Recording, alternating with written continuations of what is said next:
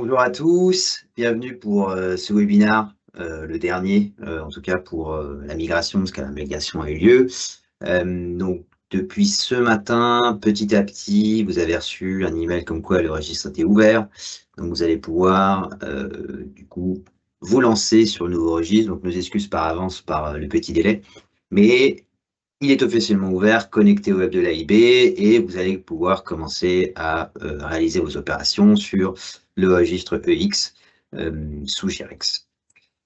Donc, bienvenue à tous. Je vous rappelle juste le contexte et aussi comment va se passer ce webinaire. Si vous avez la moindre question, n'hésitez pas à aller en haut à droite dans Q&A et de poser vos questions. Elles seront juste observées. La plupart du temps, on les valide hein, et elles seront publiées et on répondra au fur et à mesure des questions. N'hésitez absolument pas à intervenir via vos questions. Comme c'est un webinaire, il n'y a pas d'échange oral, donc vous devez tout formuler par écrit au cours de cette présentation. Je vous fais un petit agenda. Donc, on va se rappeler de comment fonctionne le registre en termes d'échange. Vous avez peut-être probablement vu qu'il y a pas mal de choses qui ont évolué entre-temps sur la manière dont on communique. Il y a un nouveau téléphone, enfin, il y a un nouvel adresse email, donc on parlera un peu de tout ça. Je vais vous parler un peu de l'API. Puis après, on va passer sur chacune des fonctions du registre. On va parler de la première connexion, des éléments importants des ajouts centrales, des émissions, transfert, export et annulation, aussi d'autres sujets que vous auriez envie d'évoquer. Et je vais faire au long de tout ce webinaire des liens sur où est-ce que vous pouvez trouver des informations sur des choses très spécifiques. Comme ça, vous aurez la possibilité de vraiment parcourir le registre avec toutes les informations dont vous avez besoin. Alors, comme je l'ai évoqué, il y a quelques nouveautés, notamment la migration sur une adresse mail EX. Donc maintenant, lorsque vous allez échanger avec nous, vous devrez nous envoyer des emails à go-elec@ex.com. J'insiste sur ce point, si vous continuez à envoyer sur PowerAnnex dans les prochains jours, il se peut que vous n'ayez pas de réponse. Donc, reprenez cette nouvelle adresse email ainsi que le nouveau numéro de téléphone que vous voyez sur mes slides, qui est le 01 70 87 47 00. On rappelle, nous sommes le point unique pour tout ce qui a un lien avec le registre France. Donc ça sous-entend que si vous avez la moindre question associée à l'API, d'ordre réglementaire, etc., il faut que vous passiez par cette adresse email qui après réorientera en fonction des besoins au sein de l'organisation. Alors, la stratégie de communication, je vous apprends rien, vous la connaissez. On vous envoie régulièrement des costumes à information. Vous avez le site web qui a toutes les informations liées à l'admission. Et vous avez la sous-page spécifique associée à la migration. Au sein de cette sous-page spécifique, vous pouvez retrouver tous les guides que j'évoque, celui de la première connexion, la création des utilisateurs, attribution des rôles, etc. Vous recevrez les slides évidemment à la fin de cette présentation. Je vous mets juste en parallèle, quand vous arrivez sur cette sous-page associée à Girex et que vous avez choisi la langue française, vous retrouvez les webinaires qui ont pu avoir dans le passé et vous retrouvez tous les guides PDF qui ont été publiés pour chacune de ces transactions. Et vous avez également la possibilité de télécharger des vidéos qui en fait est juste une retranscription des guides, mais via interaction avec le registre que j'ai pu avoir l'occasion de faire. Je vous mets le lien tout de suite sur le Q&A, mais vous l'aurez aussi ailleurs, hein. Vous l'avez dans toutes les communications, on l'a communiqué, et vous l'avez aussi ici en direct. Voilà. Donc, cela étant fait, nous allons pouvoir aller un peu plus dans le détail associé à toutes ces choses que j'ai évoquées tout de suite. Alors, concernant l'API, donc j'avais évoqué que l'accès était gratuit à la base depuis juillet et exceptionnellement, vous n'aviez pas de frais associés. Et j'avais évoqué qu'elle se terminerait le 21 novembre et qu'à l'ouverture du registre, elle ne serait plus accessible au niveau de la base test, évidemment. On vous signale, voilà, étendre votre possibilité d'utiliser la base test jusqu'à la fin de cette année pour que vous puissiez, disons, encore plus vous entraîner sur l'API, sur la base test. Ça vous permettra de, si vous avez pris un peu de retard et que, à cause de l'été et des derniers mois, vous n'avez pas pu vous organiser, vous avez un mois supplémentaire à partir de maintenant pour encore continuer à tester l'API. Par contre, si vous allez à un moment vouloir utiliser l'API avec la base test et qu'on dépassera le 31 décembre, vous devrez à ce moment-là signer un contrat qui vous permettra d'utiliser cette base test avec les frais que j'associe à ce niveau-là, et notamment 1 500 € pour les instructions initiales et pour avoir accès à la base test. Tout ce qui est consultation, développement spécifique, ce sera 250 € de l'heure. Et vous avez pendant au moins 3 mois, 1 000 € plus 3 000 € pour la mise en place de cette fameuse plateforme de test, et 12 mois, 1 000 € plus la mise en place est gratuite, suivant ce que vous déciderez. Si vous avez déjà une entité sociale qui a signé un contrat avec le registre biogaz, ce dernier couvre également le registre d'électricité. Vous avez vu dans toutes mes sessions Q&A déjà ces éléments-là. La nouveauté, si vous arrivez pour la première fois dans un de ces webinaires, c'est qu'il y a une extension jusqu'à la fin de ce mois-ci. Alors, donc, je vais revenir, comme je l'ai évoqué, toujours sur l'API. Vous avez énormément d'informations présentes en ligne via tous les liens que je vous affiche et vous seront aussi envoyés, donc vous en faites pas. Ce que j'aimerais signaler particulièrement, c'est que vous avez le guide API qui est présent sur le site web que je vais vous montrer juste avant. Et je vous invite particulièrement à regarder le 3.2 qui est associé au token et à leur refresh. C'est quelque chose que beaucoup d'acteurs ont l'occasion d'avoir des difficultés concernant l'API.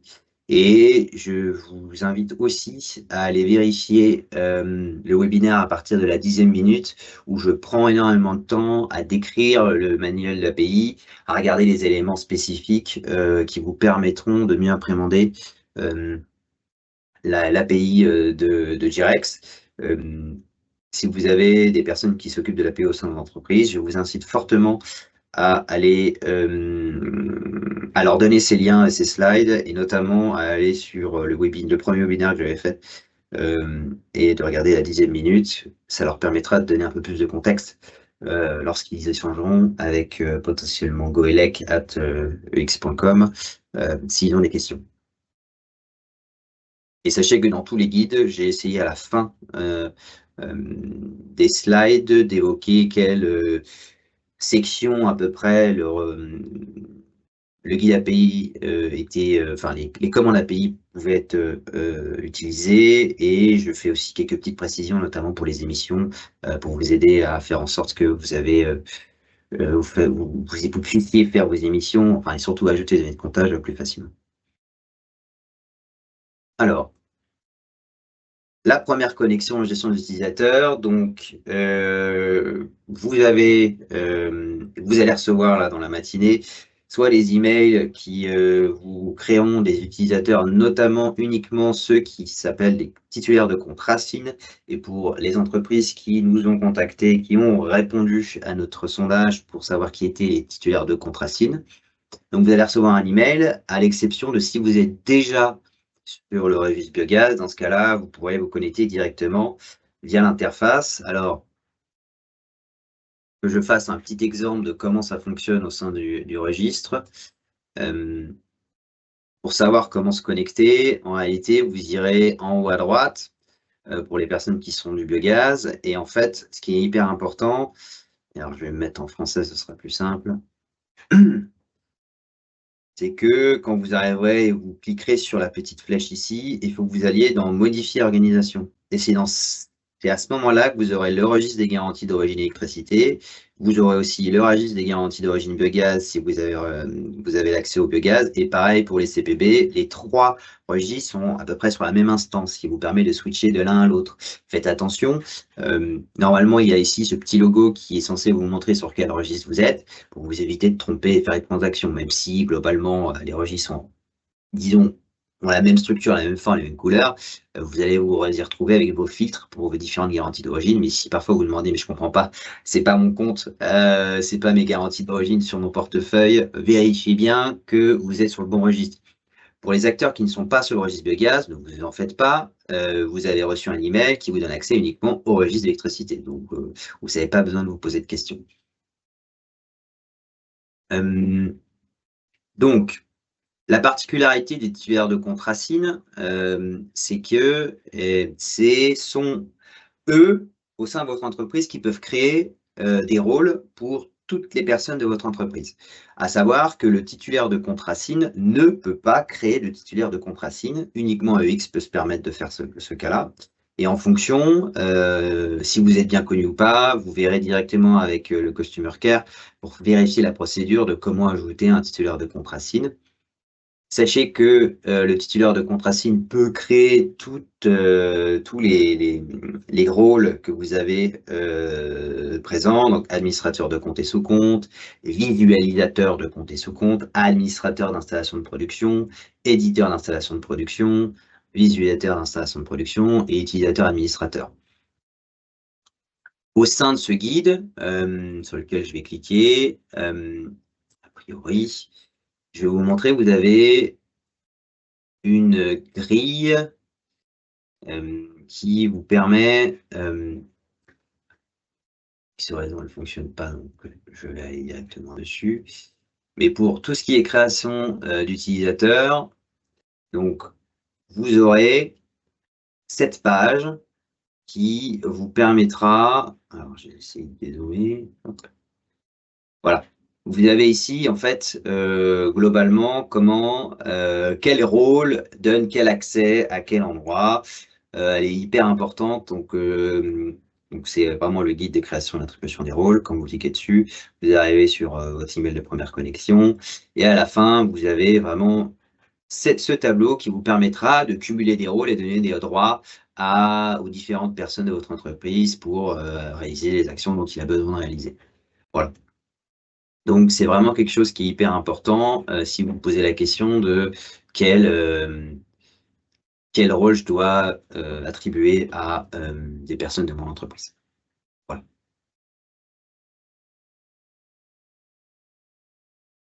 Et n'hésitez pas, si entre-temps vous avez des questions associées à la première connexion, à la gestion de l'utilisateur, vous pouvez les poser et on vous répondra au sein de ce webinaire ou de toute façon à l'adresse email que je vous ai évoquée. Alors, concernant l'ajout central, il y a pas mal de nouveaux éléments. Là encore, sur la page du site que je vous ai évoqué, vous allez avoir le fichier zip qui vous explique, enfin, qui présente le guide et aussi les fichiers Excel standardisés. Donc, mais ça, ce sera vraiment pour les émissions. Concernant l'ajout central, vous avez des nouvelles informations qui sont obligatoires afin de pouvoir fluidifier le plus possible nos échanges entre vous, nous et les gestionnaires de réseau. Donc, on vous invite fortement à standardiser le nom des nouvelles installations et je vous explique au sein du guide comment le réaliser. Vous avez des spécificités, notamment sur la date de fin de mandat, à l'exception de certains opérateurs historiques pour lesquels les installations resteront quasiment ad vitam aeternam dans leur portefeuille. Le code INSEE sera aussi une nouvelle information importante. Et je le précise pour ceux qui ne le sauraient pas, ce n'est pas un code postal. Si vous avez besoin de vérifier, vous pouvez nous demander. On a une liste de codes INSEE à jour qui nous permettra en fait de vraiment mieux échanger, de ne pas avoir de surprises sur certaines centrales de production et être sûr que vous l'avez au bon moment et de vraiment être sûr d'éviter le chevauchage de certaines centrales entre différents titulaires de compte. Pour tout ce qui est centrale un peu particulière, j'évoque notamment l'ISDND, l'ISDD, les SCSDU, tout ce qui est centrale qui sont biogaz, les IEOM, les CVE, les UVE, tout ce qui est biomasse mixte qui demande à avoir plusieurs sources sur le registre, les stations de pompage ou les ACI-ACC, vous avez des traitements particuliers qui sont évoqués dans les guides. Le guide utilisateur associé à l'autoconsommation collective et associé à la biomasse mixte ne sont pas présentes en ligne. C'est pour pas perdre tous les titulaires de compte. Donc, et je sais que ça correspond à très peu de titulaires. Si les titulaires sont présents pendant ce webinaire, sachez que vous pouvez nous contacter directement et on vous enverra le guide associé à ces installations pour ajouter une centrale et faire des émissions. Une information qui n'était pas demandée avant par rapport à l'ancien registre également, c'était le PRM ou point de comptage si PRM inconnu. Donc vous verrez dans le registre quand vous ajoutez une installation, il est évoqué dans l'onglet général tout au début le besoin d'ajouter le PRM ou le point de comptage si le PRM est inconnu. Et dans le cas où vous connaissez les deux, il faudra ajouter le point de comptage dans la description. Dans les guides, tous ici évoqués, je vous évoque juste tous les points saillants auxquels vous devez faire attention pour vos équipes ou pour vous-même si vous allez être des personnes qui vont interagir avec le registre et faire toutes ces actions.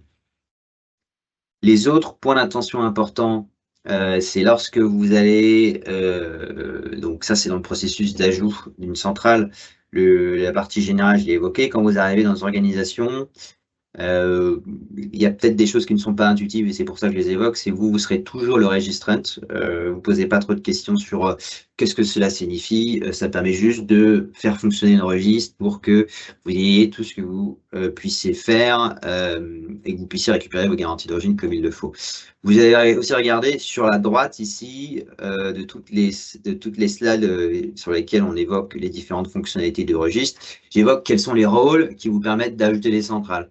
Donc, les rôles qui permettent d'ajouter les centrales, c'est les titulaires de contrat SI, administrateurs d'installation de production et éditeurs d'installation de production. Et tout ceci, je l'évoque encore une fois, vous pouvez vous les retrouver au sein du tableau qui vous évoque les différents rôles en fonction du registre. Je vais juste prendre peut-être une minute sur comment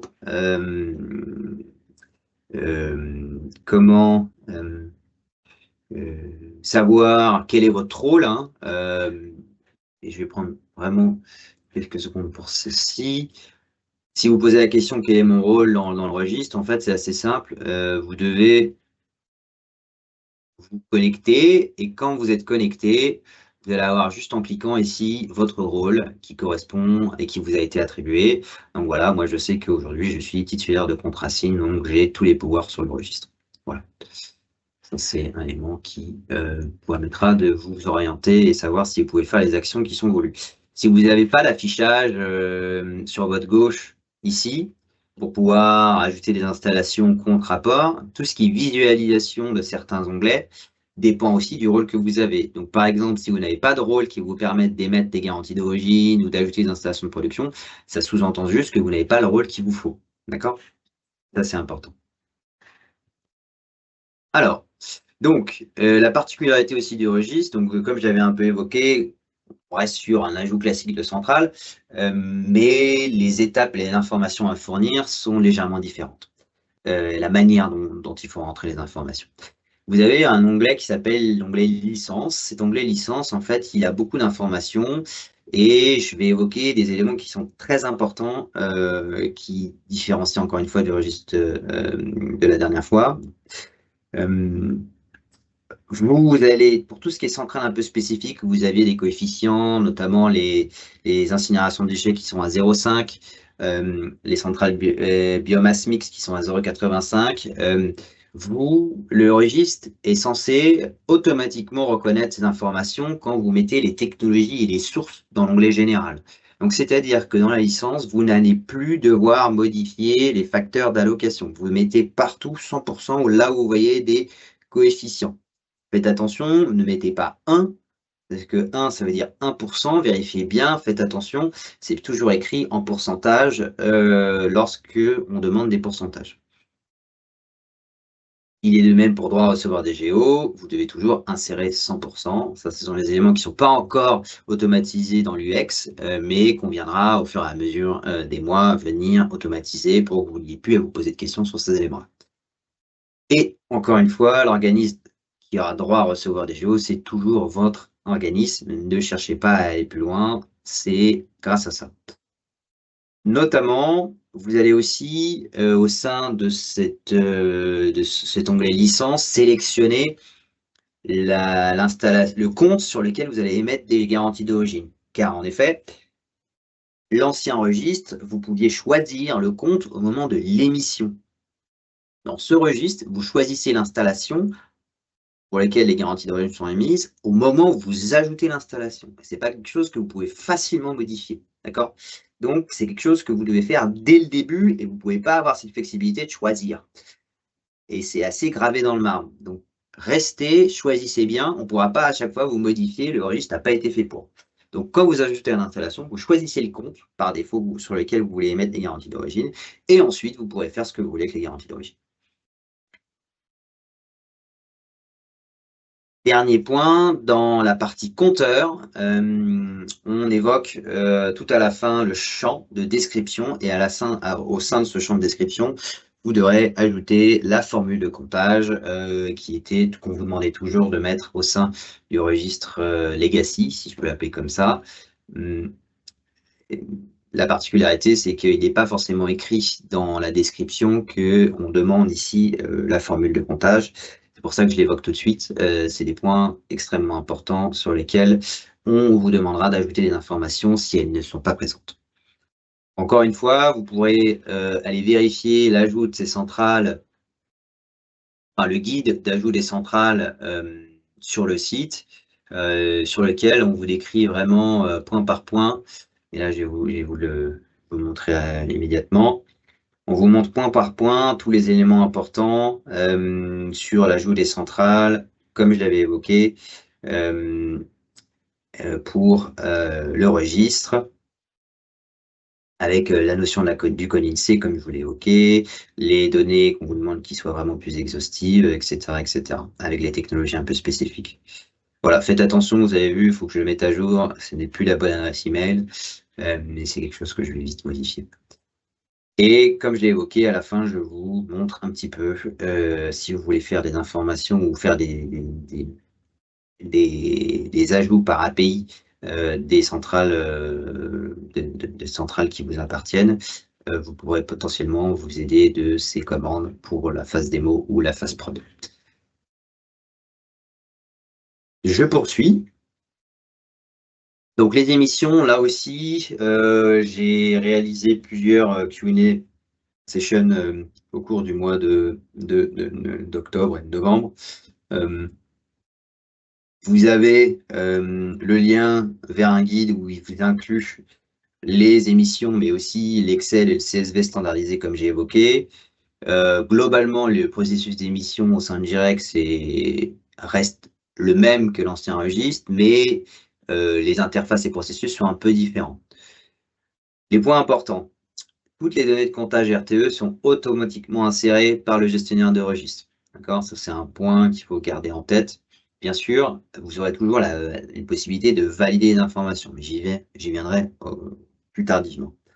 Donc, la particularité aussi, c'est que vous pouvez ajouter en masse les valeurs de données de comptage via API ou sans API pour les centrales classiques uniquement. Donc, vraiment du solaire, éolien, hydraulique, nucléaire, mais sans que vous ayez forcément des formules un peu complexes où vous devez annuler parfois certaines formules de comptage, etc.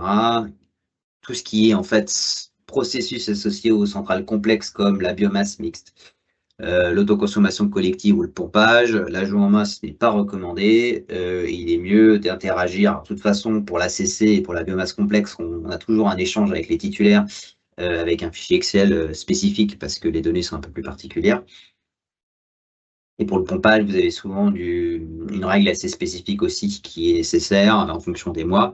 Mais pour le reste, vous pouvez faire l'ajout des données de comptage par API. Il est impossible de déposer des fichiers de données de comptage. Je sais que tout au début, on avait encore cette option ouverte. Sachez que les données de comptage doivent uniquement être envoyées au Customer Care par email, avec le fichier que je vous ai évoqué standardisé. Si vous n'êtes pas responsable d'équilibre et que vous ne pouvez pas envoyer les RP12, vous devez nous fournir un fichier standardisé qui a été évoqué et qui est présent dans le fichier zip, pareil, sur le site web que j'ai évoqué initialement. Alors, la particularité, comme je l'ai évoqué, de ce registre, c'est que il faut évoquer uniquement les données de comptage. Quand vous êtes sur le registre Direx, l'émission s'arrête de votre côté. L'étape, toute la procédure d'émission, ça s'arrête uniquement au moment de l'ajout des relevés de compteur. C'est-à-dire qu'une fois que vous avez ajouté des relevés de compteur et que vous avez choisi votre installation, votre rôle s'arrête ici si vous avez fait ça par API ou manuellement. Ensuite, nous irons vérifier vos données avec les GRD et ce que vous nous avez envoyé. Et grâce à ça, nous pourrons valider vos données de comptage. Et ensuite, EX se chargera d'émettre les garanties d'origine. Par contre, si vous, dans le cas des données RTE ou dans le cas des titulaires qui vont nous envoyer des données de comptage pour faire de l'émission en masse et qui ne passeraient pas par l'API, ce sera à vous de valider les données de comptage sur votre interface et puis ensuite à nous d'émettre les garanties d'origine. D'accord? C'est vraiment quelque chose d'assez différent par rapport à l'ancien registre et c'est un point important si vous voulez vous en sortir par rapport à l'émission de garantie d'origine qui passe uniquement à travers vous via l'ajout ou la validation des données de comptage. Je rappelle aussi toujours ici les rôles pour pouvoir faire tout ce qui est ajout de données de comptage, modification. Vous devez être Racine, administrateur d'installation de production ou éditeur d'installation de production, à l'instar de ce qui est demandé pour les ajouts de centrales. Je vois qu'il n'y a pas de questions, donc je poursuis. Alors, les transferts et exports, globalement, au sein de la même interface, quand vous allez être dans le registre, vous pourrez facilement exporter, faire un transfert interne ou un transfert au sein du registre. Donc, je vous montre un petit peu à quoi ça peut ressembler. C'est tout simplement, vous allez dans le certificat et vous allez choisir, voilà, je vais choisir un lot de différents certificats ici et je vais prendre juste 10 garanties d'origine de chaque. Là, eh bien, alors là, il se trouve que je suis pas sur le bon code. Voilà.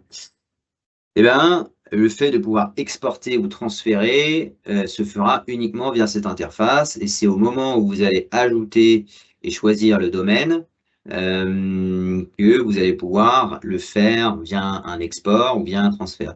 Si vous choisissez un domaine, donc un registre différent, ce sera forcément un export et si vous choisissez le registre français, ce sera forcément un transfert. Et enfin, à la fin, vous pouvez rajouter le compte en fonction, lorsque vous avez trouvé le code AIB de votre titulaire de compte, vous allez directement savoir à quel compte vous pouvez envoyer les garanties d'origine.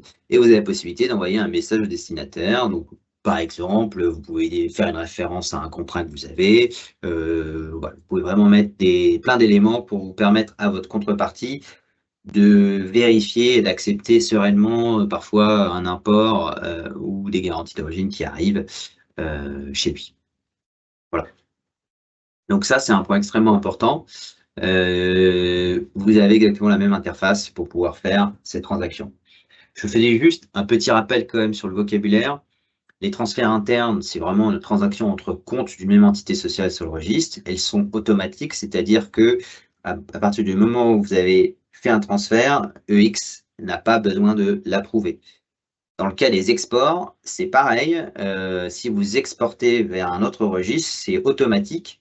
C'est-à-dire que EX ne valide pas l'export, à défaut que si le registre receveur ne demande pas une validation à l'import.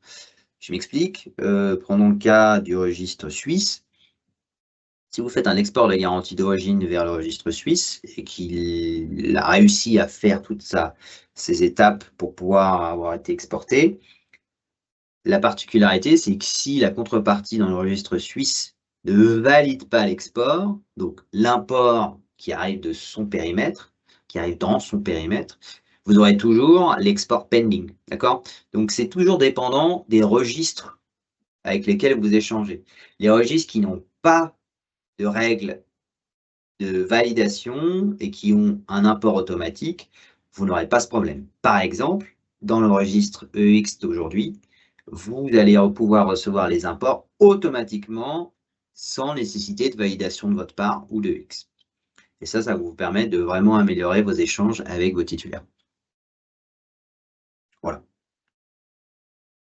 Je poursuis. Si vous n'avez pas de questions associées à l'ajout, le transfert, les émissions, tous les éléments, encore une fois, sont présents dans les webinaires précédents que je viens mettre à jour avec certaines règles qui avaient été plutôt floues, pas encore bien décidées par rapport au développement du registre, et maintenant qui sont bien actées et précises. Alors, l'annulation, petit rappel réglementaire, vous savez toujours que il faut faire la coïncidence entre le mois de production et le mois de consommation. Donc, le monthly matching, qu'une garantie d'origine a une vie de 12 mois et que toute utilisation de garantie d'origine est définitive. Donc, faites bien attention quand vous faites vos validations de garantie d'origine, enfin vos validations de garantie d'origine, que cette dernière, vous avez les bonnes informations de votre bénéficiaire et que vous respectez bien la réglementation française. Et on vous incite extrêmement fortement, si je puis dire ça de cette manière, à privilégier l'annulation des garanties d'origine, par exemple associées à 2025, à les utiliser avant mars 2026. Sachez aussi que vous pouvez enregistrer des bénéficiaires pour vous permettant d'utiliser des informations récurrentes. Donc, je vais vous montrer un peu à quoi ça ressemble. Et ensuite, je crois que j'ai vu une question, que je vais la regarder et la lire tranquillement et vous l'évoquer. Donc, quand vous êtes sur le registre et que vous voulez annuler les garanties d'origine pour un client et que vous avez enregistré un bénéficiaire, vous allez voir, ça permet de faire des choses vraiment très rapidement sans que vous ayez le moindre souci. Donc, par exemple, voilà, je veux annuler ce lot et je veux la totalité de ce lot. Et si j'ai un bénéficiaire déjà enregistré, donc là, imaginons compagnie SAS, et bien automatiquement, toutes les informations du bénéficiaire sont ajoutées et vous n'avez plus qu'à annuler le certificat en un instant. C'est un élément qui est extrêmement utile et qui peut faire vraiment la différence pour vos opérations et pour vous et pour gagner du temps. Quand vous enregistrez vos noms des bénéficiaires, toutes les informations sont enregistrées automatiquement. Et pareil, ça, vous avez dans le guide utilisateur associé aux annulations, l'explication de comment enregistrer, modifier. Sachez que de toute façon, là, si je n'avais pas mis un nom de titulaire et que je voulais faire un test aujourd'hui même, au fur et à mesure, toutes les informations que je vais saisir, à la fin, je peux le sauvegarder comme bénéficiaire de la transaction et vous aurez à la fin ce titulaire qui sera donc parmi votre liste de bénéficiaires.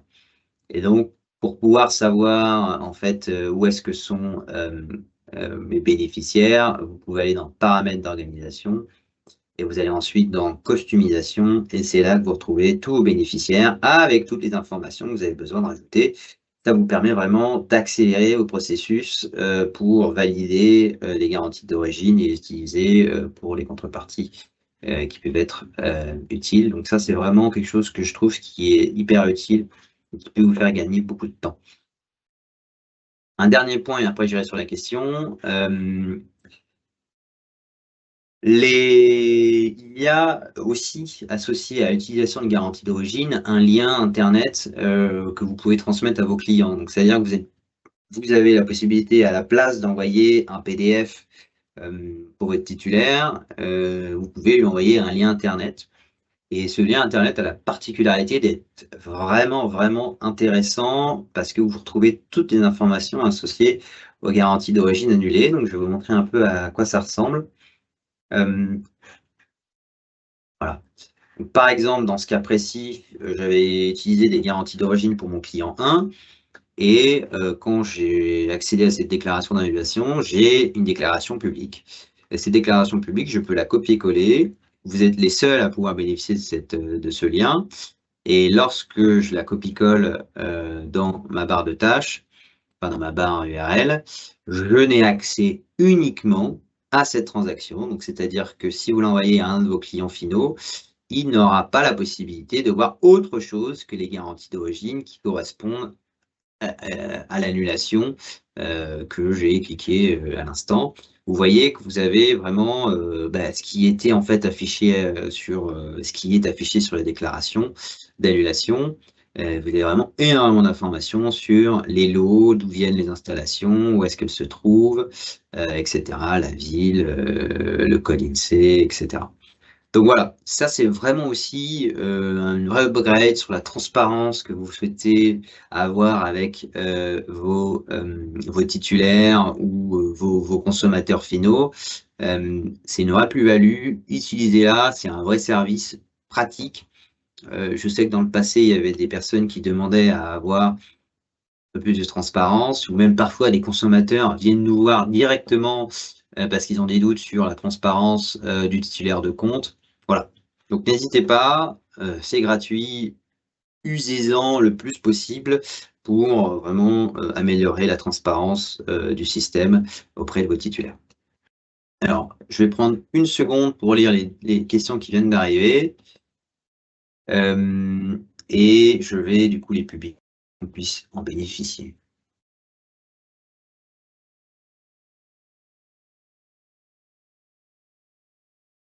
Alors, donc je vais la publier tout de suite parce que merci Carole pour cette question, elle est pertinente. Pour les premières émissions de garantie d'origine dans le nouveau registre, il était question d'envoyer à la fois le fichier Excel actuel plus le fichier Excel standardisé par mail, en parallèle de l'ajout en masse via API des valeurs. Est-ce toujours la procédure à avoir?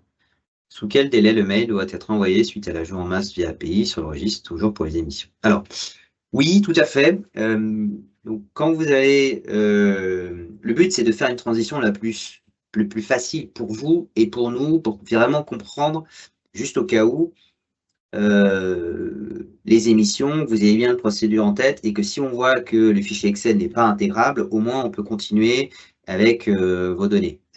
Sachez que si vous faites tout du premier coup et que c'est parfait avec ce fichier Excel standardisé, normalement on va les intégrer et ça va aller très vite. Par rapport à vos histoires de délai, a priori, tant qu'on n'a pas reçu les informations associées à vos données de comptage, on ne peut pas les valider. Donc, et si vous avez fait des erreurs et qu'on doit corriger vos données de comptage et que vous avez dépassé le délai de 5 mois, vous allez perdre vos garanties d'origine. Donc, j'ai envie de dire, le fait d'utiliser l'API pour les relevés de compteurs, ça vous donne la possibilité de ne pas avoir à faire toutes les opérations manuellement, mais elle doit être assez concomitante avec l'ajout, avec l'envoi du fichier soit XML, si vous êtes responsable d'équilibre, ou le fichier Excel standardisé. Donc, je préconiserais vraiment le fait de faire le processus en même temps, pour des raisons très simples, c'est qu'après, nous, c'est plus simple d'aller tracer vos émissions et d'aller les valider une par une. Voilà. Après, si vous avez un délai, c'est compréhensible. Le but, c'est que je pense que si on parle des émissions du mois de juillet, ces émissions du mois de juillet, eh ben, il faut réussir à les faire avant la fin du mois de septembre et en gros, quand les vacances arrivent, le plus tôt possible. Ça vous permettra et il faut qu'on reçoive les données Excel des gestionnaires que vous avez récupérés, pour qu'on puisse comparer et valider ensuite toutes les données que vous envoyez par API. Donc, je comprends en plus, d'après votre question, que peut-être que vous êtes prêt au niveau de l'API, mais vous n'êtes pas prêt sur le fichier Excel standardisé, et je le comprends, je sais que c'est compliqué. Sachez que nous, on a quand même besoin d'avoir le fichier Excel, donc pour pouvoir les valider. voilà, ne traînez pas trop parce que si, pour X raison, la commande API s'est trompée ou la personne qui a fait la commande API n'a pas forcément bien ajouté de données de comptage comme il aurait dû être fait, et par rapport aux données qu'on reçoit, on va refuser la donnée de comptage. Et si on la refuse et qu'on dépasse les 5 mois, vous perdrez les garanties d'origine associées à ce mois.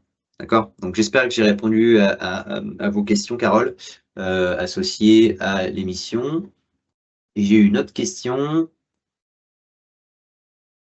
Alors, Arafat, si votre question n'est pas claire, je vous demande de bien la reformuler. Dans les détails de transaction, je n'ai pas ce lien partageable. Ah, peut-être que là, il y a deux possibilités, Arafat. Je vais vous la publier.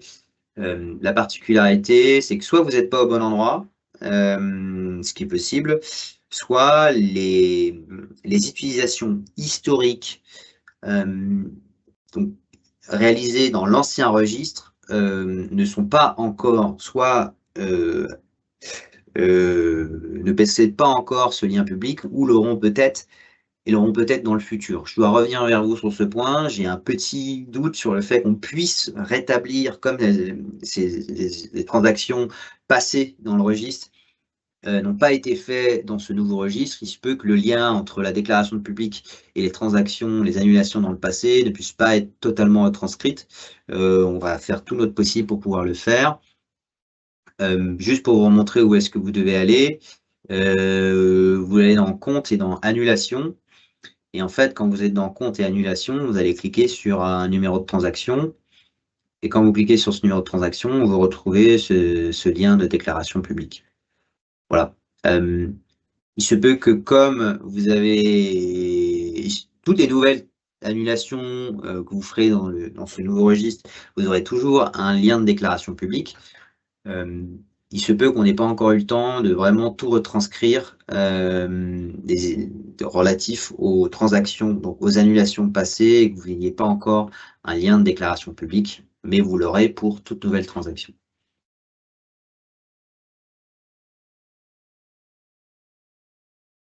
Alors, je ne vois pas plus de questions pour le moment. Peut-être que vous êtes en train de les formuler.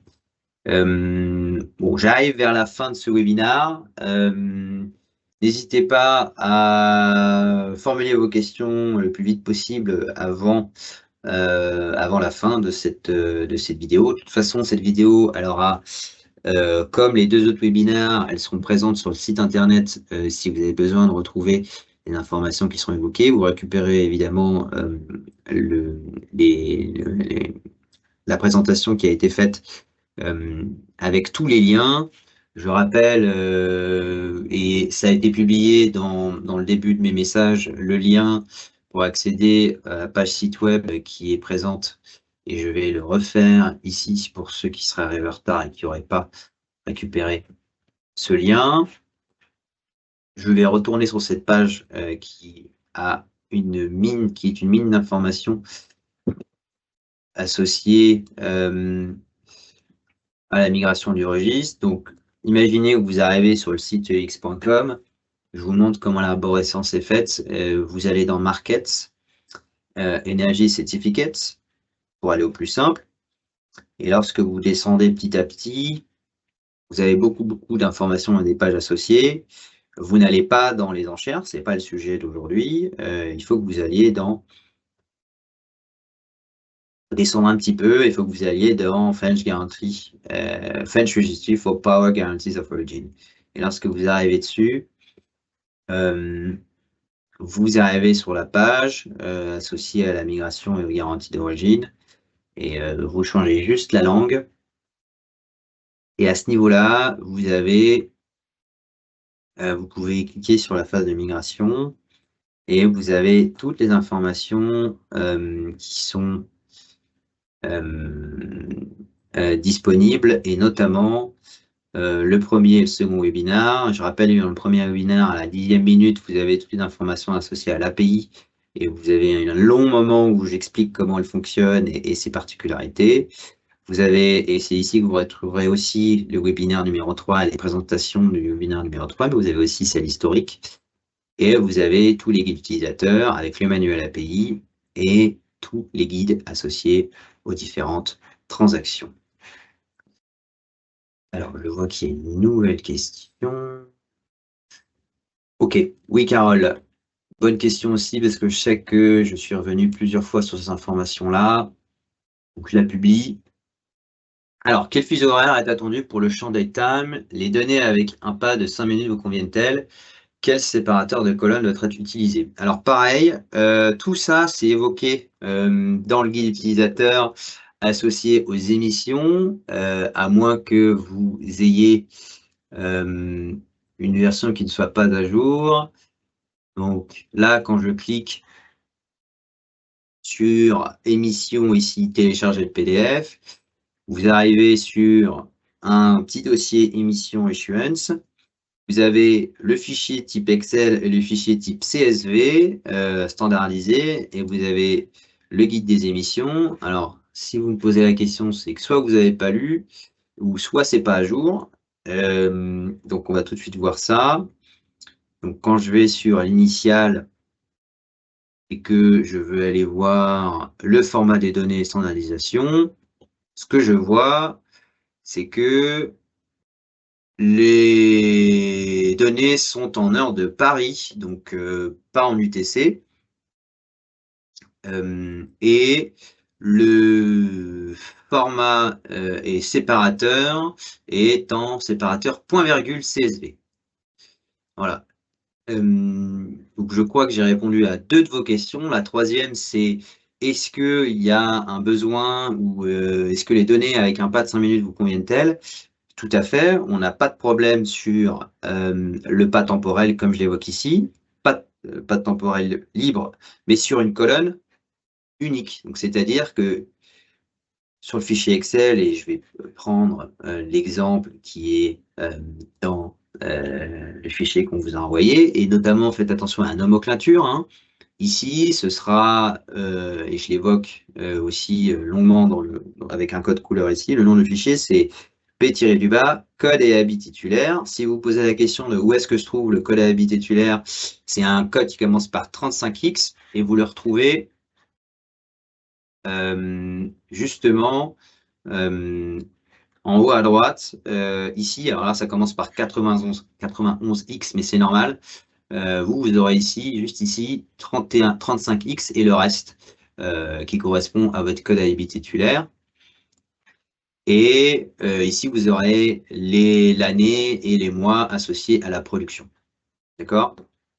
Et une fois que je vais dans ce fichier, je peux voir que ici, si vous voulez faire à la base d'un pas horaire, un pas 5 minutes, c'est quelque chose qui est aussi faisable. D'accord? Je vous invite vraiment à prendre le temps de lire le guide. J'ai pris du temps à le faire et à être précis. Et on vous répond sur toutes vos questions associées au format des dates et du fuseau horaire. Donc ici, le fuseau horaire, c'est l'heure de Paris, si évidemment cela est faisable.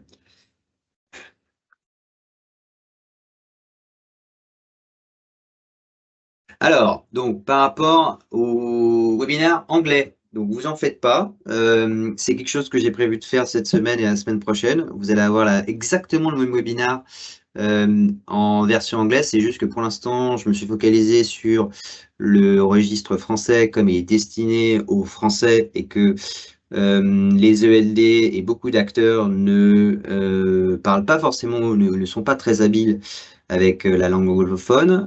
Et de toute façon, c'est un appel d'offres français et les titulaires sont en majorité français. Donc, par nature, je ne pouvais pas faire un webinaire avec 2 langues et la traduction aurait pu être compliquée en direct live, même s'il y a des outils qui existent.